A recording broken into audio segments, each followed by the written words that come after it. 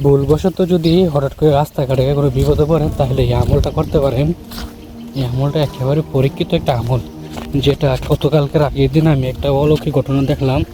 এই ভুলবশত আমি অনলাইনে একটা ইসলাম ব্যাংকের অ্যাকাউন্ট করছিলাম। আমি একবার গল্পটা আপনাদের শর্ট করে বলি, এত লং না করে।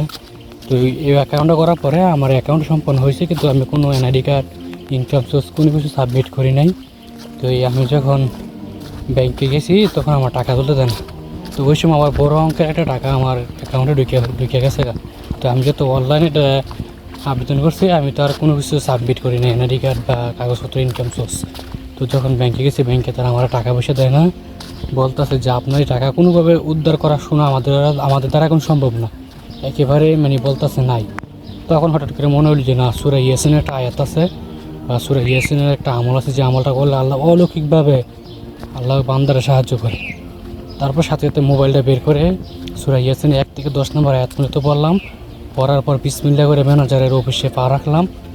আল্লাহি, আল্লাহর কসম, আল্লাহ যে কীভাবে আমার সহযোগিতা করতে অলৌকিকভাবে, কল্পনা বাইরে।